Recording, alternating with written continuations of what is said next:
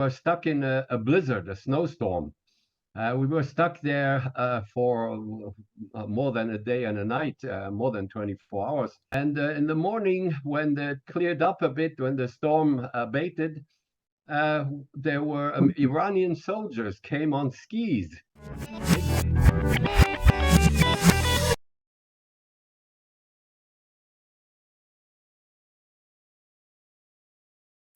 Hi guys, this is the 34th episode of the HASHBROWN Traveler. I'm your host Hitchman. In this episode, I'm going to interview a traveler who comes to us all the way from Luxembourg, a small country in Europe, and his name is Mr. Erwin Franzen. And to give a small intro about Mr. Erwin Franzen is that he is a former journalist and he has traveled around Asia, Middle East, and Soviet Union, and the list goes on and on regarding his travel. He used to work for the national carrier of Luxembourg called Luxair, and he used to work for the Luxembourg American Cemetery and Memorial. The World War II American soldiers were buried, including General George Patton. So let's start off with the interview with Mr. Erwin Franzen. Lived in Luxembourg City, right? No, it's a small town in the southwestern corner of Luxembourg, on the borders of Belgium and France. Going through your blog, I found out that you were working for the national carrier of Luxembourg. Is that right? Luxair, yes, Luxembourg Airlines. Yes, I worked for Luxembourg Airlines, but not very long, about 2 years and 9 months. Okay. In the early 70s, beginning of the 70s. So my first question is, which was the first country you visited outside of Luxembourg? Yes. Well, that would have been France, because where I grew up in the city of Esch, which is the second largest town in Luxembourg. It's right on the border with France. I'm also very close to the border with France now as well, but further to the west. But I grew up in Esch and very close to the French border. It was just a few hundred meters, and I was in France. So we crossed the border all the time, very often. I had relatives there. We went to the market in France on the French side of the border, and my father worked in an iron mine in France, actually just over the border in France at that time in the 50s and early 60s. He worked there. So question number 2 is, what was your first-hand experience of visiting Iran in the 1970s? Oh, yes, Iran. I got to Iran. That was actually my first country outside Europe. I'd never been outside Europe before. That was in March 1972. And I was working for the Luxembourg airline, Luxair. And for the first time in 72, I was allowed to apply for a free two ticket, what was called a free two ticket from a foreign airline, from another airline. And so I got and also outside Europe, to a flight outside Europe. And so then I checked to see which country I could reach based on the regulations in place, because it depended on how long I worked for the airline. So the distance I could fly was limited, and so the farthest distance I could fly was to Tehran, Iran. And that's how I ended up going to Iran, because I wanted to go as far as possible. It was as simple as that. And so I ended up in Iran. And it was, for me, of course, a great experience, very interesting. I was fascinated by many things there. One of the first things I remember is when I went to a hotel there. I had to go to the toilet once, and in the toilet, there was no toilet paper. I'd never experienced that before. There was no toilet paper. There was no such thing as toilet paper there. And so I had a jug of water there. That was all. And so I was used to, a squat toilet, because we had in the 50s, we had only an outside toilet that we used in our home. I mean, just outside the house, where we had to squat. So that wasn't unusual for me, but what was unusual was that there was no toilet paper. And so I had to use water for the first time. I realized, oh, people use water here. Yeah. So that was the first thing that struck me there in one sense. But okay, but in the also many other things were interesting in that first of all, I loved the food very much. And people I met were also, I only met really friendly people. And I was helped many times by different people in different places. Once in particular, I remember actually when I was traveling with a friend in his car in northeastern Iran near Borj in northeastern Iran, close to the border with Turkmenistan. And we were stuck in a blizzard, a snowstorm. We were stuck there for more than a day and a night, more than 24 hours. And the morning after the night we spent in the car, and we were very, very cold. It was very cold in the car, and we couldn't get out. There was heavy snow all around, and many other cars were stuck in the snow. And in the morning, when it cleared up a bit, when the storm abated, there were Iranian soldiers came on skis. They came in the snow. They came and they brought all kinds of. They brought some food, some bread, and some dates, and some, I think, also some cheese, different things for the travelers that were stranded in the snow. And that was very nice to get that. I thought, oh, people, they take care of people. So, and then also one thing I liked very much, apart from the food, I was really very fond of the food I ate there in many different places in Iran.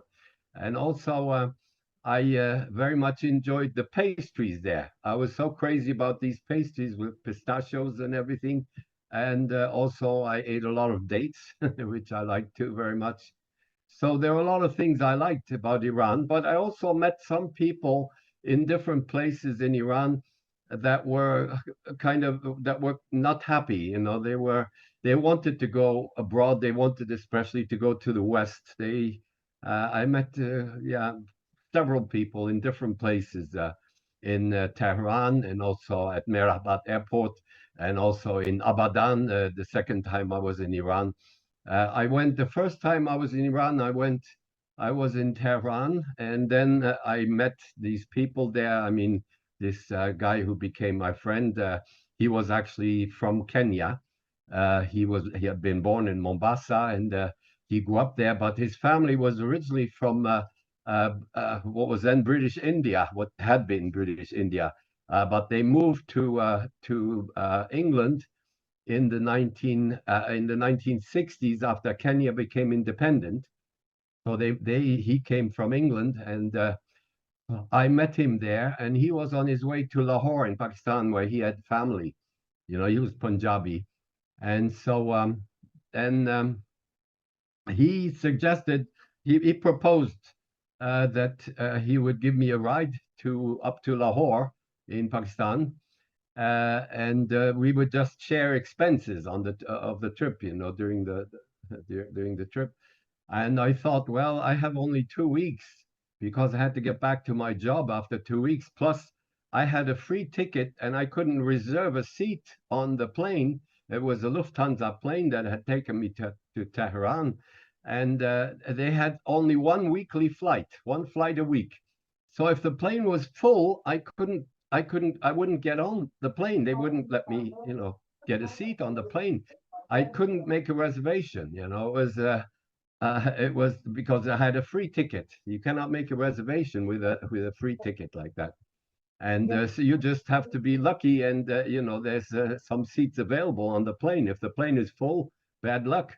But I would have to wait a whole week for the next flight, or if I had enough money, which I didn't, I would have had to pay, for another ticket to get back home. So that was a bit complicated in that sense. So I was a bit worried that, if it took long to get to Lahore and for me to be able to get back to Tehran to catch my flight, my once weekly flight, then it might be a bit difficult.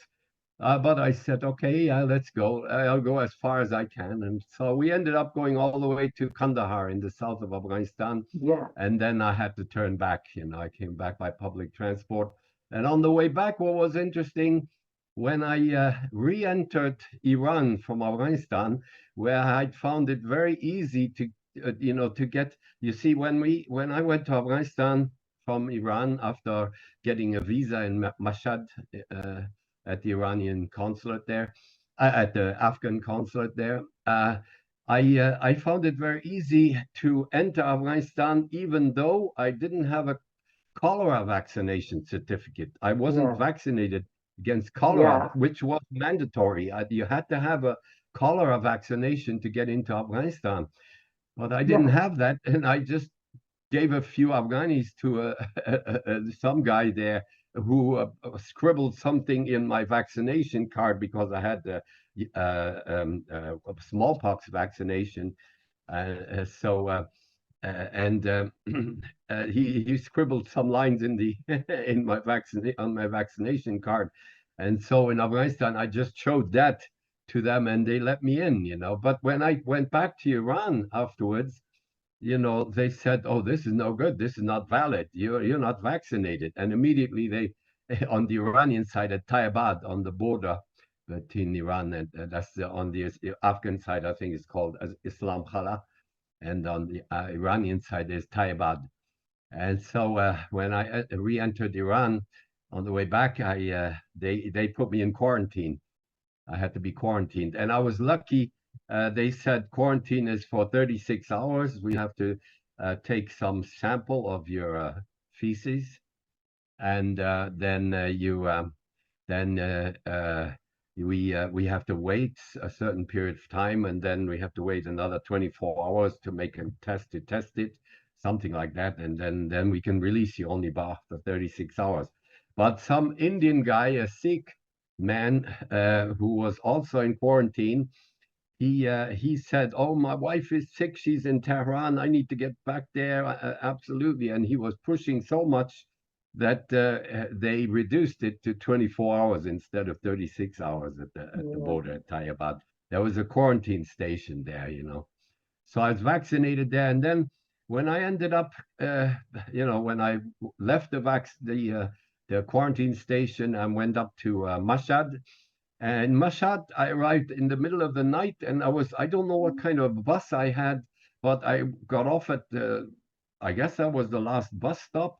I got off, and it was a place I didn't know at all. And I looked around. It was dark. There were very few people there, and looked like a rundown neighborhood. And so I was wondering, where can I find a hotel? Is there a hotel in this area? And then I met a man there who was just walking there, and he spoke a few words of French, not English, but a few words of French. And so, surprisingly, and he said something like he had been a sports teacher, from what I could understand from his bit of French. And but he said there were no hotels in that area, and so then he invited me to where he lived, and so I ended up sharing a room with about 10 people, and we were in there lying on the floor like sardines, almost, very close to each other because there was not much space, and they had a pump outside with from a well. You pumped water from a well to get water, and it was a very simple place. But they invited me. They fed me also, and they helped me in many ways, and so that was nice. I met, as I said, quite a few very nice people down in the following year. And this went the first time I was there in March 1972. And then the second year I was there again after coming out of Saudi Arabia and Kuwait. I was in Iran again, and that was in Abadan in the south. And also I met some nice people there. And then I spent a few days later. I took the train from Abadan to Tehran, and then spent a few days there. And then I took another train to Istanbul in Turkey, across western Iran and across all of Turkey, crossing Lake Van on that ferry boat. You know, it's a train ferry across Lake Van. That was very nice. And it was in February, and so it was snow everywhere on the big mountains, covered with snow, and it was beautiful view on Lake Van. I remember that. Yeah. Question number 3 is, so what was your take on Afghan life in 1972? Yes, in Afghanistan, that was also quite interesting. This friend of mine and we met another guy, a third person in Iran, in Tehran. He was an American who said I don't know if it's true. He was a really tall, very tall guy. He said he had been an American soldier and he had deserted from the U.S. Army. I don't know if it's true. He had been stationed in Germany and he deserted and left the U.S. Army, and then he was traveling overland actually to Australia, where he said he had a girlfriend and he wanted to visit or join his girlfriend in Australia. That's what I remember from what he told us. And I also remember him telling me at one point when we were alone, when my other friend wasn't there, he thought he had some suspicion that the other guy might be working for the FBI or something like this. I don't know. The other guy had studied in America, and the car we drove in was actually an American car with Missouri license plate. He had brought it over across the Atlantic from America, and he had driven it to. He was Muslim, and he had driven down to Mecca for the pilgrimage in 1972, and so he was at that. I mean, that was the pilgrimage at that time was. Let's see, it would have been earlier, maybe end of December 71, early 72, around that time, or no, later, because it had to be late January 72, early, yeah, because it's always the Islamic year is usually the lunar year is about on average 11 days shorter than the Western calendar year. So and I know that the Hajj the next year, in 1973, was in mid-January, about mid-January 1973. So the year before the Hajj would have been maybe late or end of January, late January. So he had been at the Hajj, and then he had spent some time in Kuwait. And anyway, so he, as I said, in Tehran, he was on car, and so this American guy, as soon as we entered Afghanistan, he tried to get some hashish, even at we got gas at the first gas station we found in just across the border on the Afghan side, because in Iran it was very strict, forbidden. No one could, you couldn't get any hashish there, I mean, any drugs. So, but in Afghanistan it was nothing, very easy. I mean, so many hippies going through back then, and they're all getting, as soon as they entered Afghanistan, they got some hashish or something. And so he found a kid. I forget whether it was a boy or a girl or some little kid there at the gas station, and he asked the kid for hashish. And then he got some hashish from this kid, and he exchanged it for some turquoise stones that he had. I don't know where he got those, but anyway, he gave the kid a few little turquoise stones, something, and the kid gave him a little bag of hashish, which we, went on to smoke on the way. But I was a bit scared. I was actually a smoker back then. I smoked quite a lot, actually, 2 packs a day back then. But regular cigarettes, of course. I'd never smoked hashish up to that point. So then this American guy, Bob Barrett, that's the name he gave us. I don't know if it was real.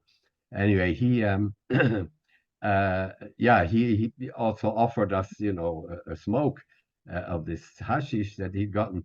But I was afraid to draw it in all the way, so I just, puffed a bit, but I was afraid to really, whereas he and the other 2 guys, they were really, sucking it in into the lungs, and so I didn't really feel any effect that time, nothing really.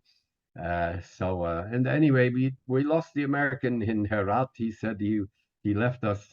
He split because he said he wanted to find some cheaper place to stay, and he wanted to spend more time there, and we didn't want to stay too long in Herat.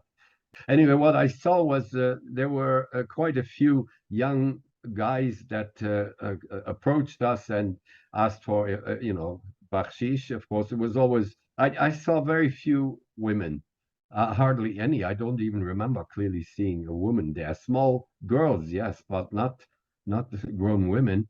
And many approached us. I mean, they wanted some bakshish, of course, and also many seem to be interested in also going to the West, going West, leaving their country for the West. Yeah, I mean, That's something. see, I mean, this is during the kingdom years in Afghanistan, Kingdom of Afghanistan. Yes, So, I mean, yes, that's right. how was I mean, in that atmosphere, it was a very modern place as compared to Iran, or was it like little Afghanistan laid back? was quite, yeah, it struck me. I mean, what I saw of it, I must say, I only saw Herat and Kandahar. And those cities were more like villages, really big, very large villages, really, I think, in many ways. What I've heard and read about Kabul in those days is like Kabul was the modern place, much more like a real city. But Herat and Kandahar back then were really like overgrown villages or something, because it was, and of course, yeah, very much more. Uh, I don't know, backward is not a nice word, but anyway, simple in many ways than Iran. There are open sewers and everything. A lot of things were not so developed. And that was very clear in Afghanistan. But I don't know. I didn't. Okay, people were asking for bakshish in many places, but I don't know if people were, if things were so bad. I'm not sure. At least there was more or less, there was peace, more or less. There was no ongoing war, civil war, or fighting or anything, as far as I know, back then. Yeah, and question number 4 is, what was Saudi Arabia and Pakistan like for foreign tourists? Yeah. The first thing to say about Saudi Arabia is that you could not go there as a tourist. Saudi Arabia was not interested in tourism. They didn't need tourists, and they didn't really want tourists. So the only way you could go there was either you had a job there, or you had family there, visiting relatives, or you went for the Hajj or Umrah. Umrah, which is the small pilgrimage, or Hajj, the big pilgrimage. I went there for the Hajj. I got a Hajj visa in Damascus, Syria, on the way to Saudi Arabia, a pilgrim entry visa.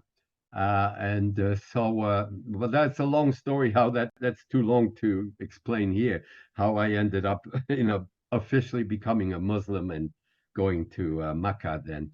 But at any rate, there was no tourism in Saudi Arabia then. But it's a very interesting country. Many places very beautiful. There are a lot of places that I couldn't see back then, that I didn't get to see, but I'm sure I've since looked at videos on YouTube, for example, from people who visited there more recently, because Saudi Arabia has opened up to tourists.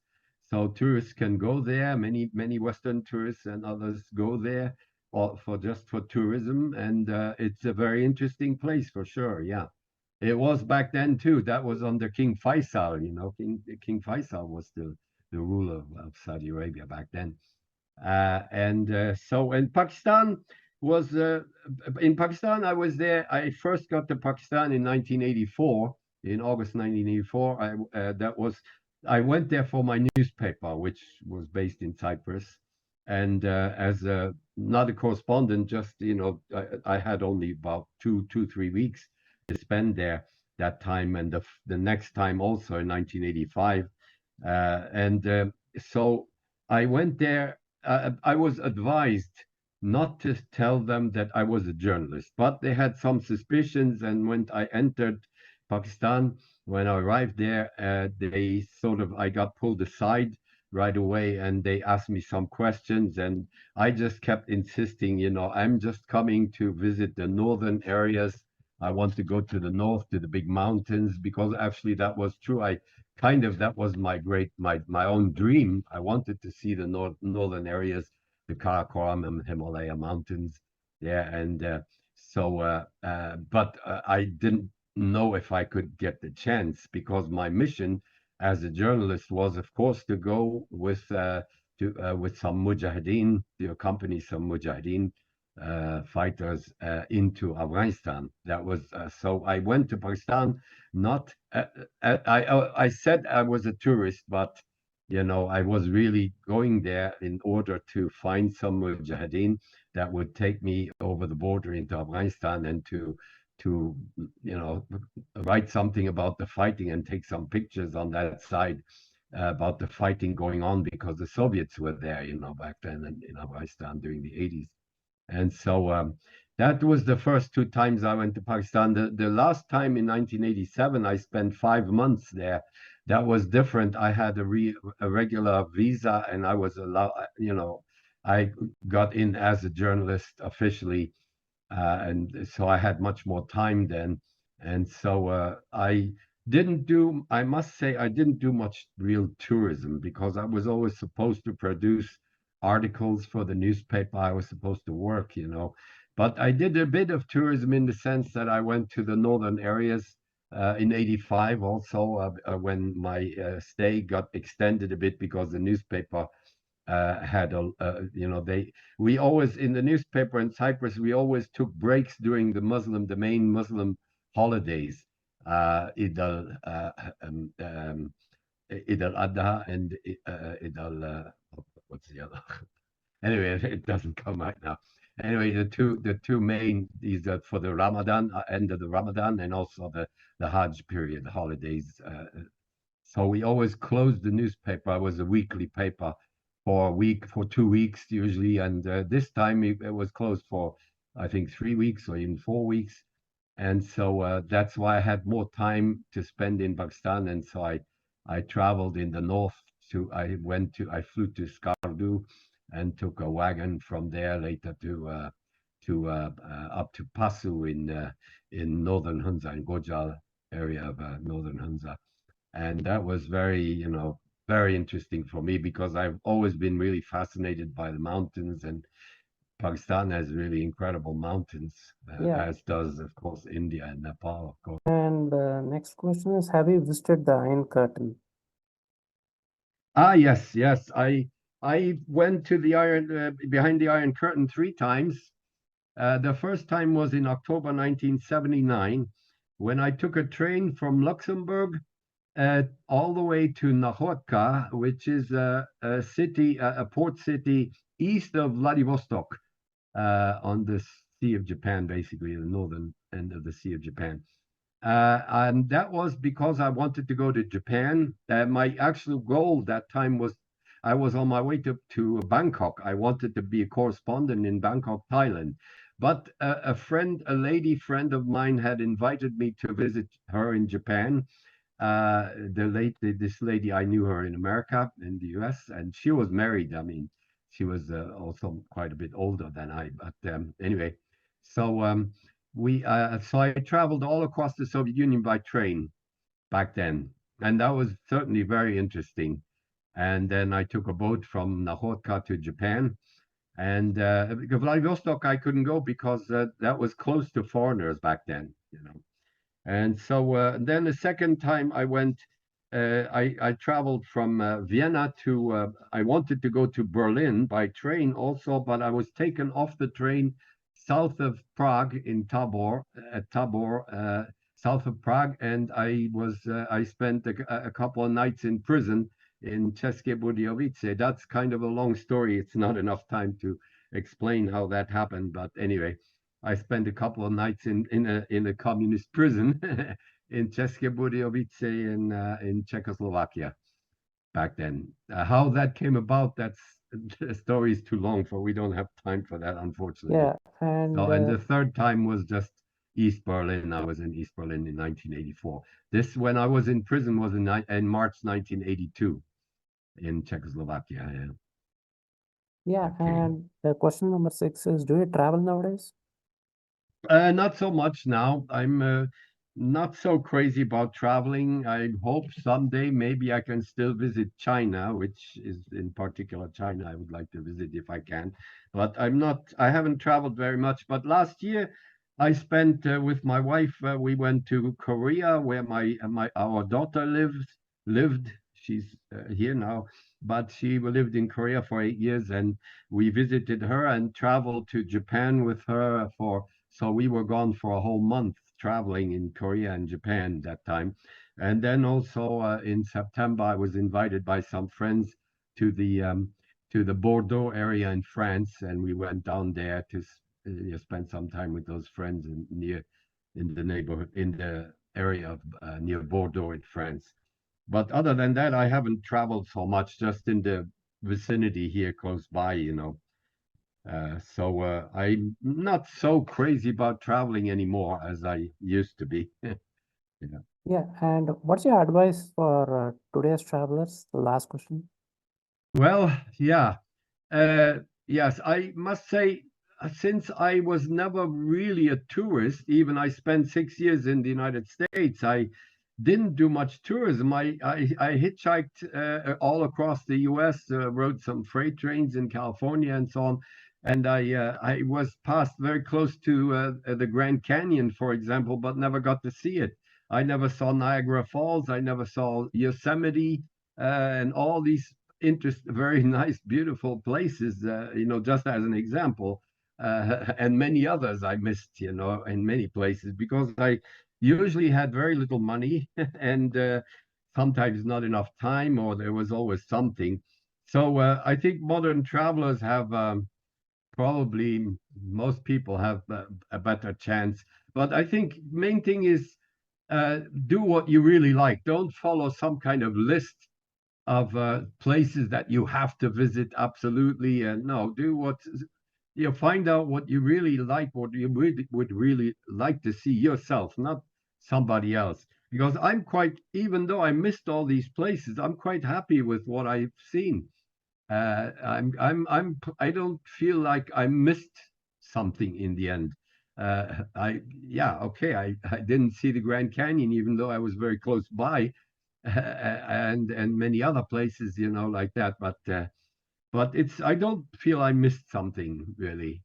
And of course, always, yeah, the important thing is connections with people you meet, and you have to be open. And of course, if you're friendly, normally others are also friendly. And of course, also still you need to be careful because, yeah, there are pickpockets and. And yeah, thank you, Mr. Erwin, for your time. Okay, Thank you for sharing thank your you. anecdotes and your experiences for Thank you. for this video. I hope you like this video. Please like, share, subscribe to the HASHBROWN Traveler.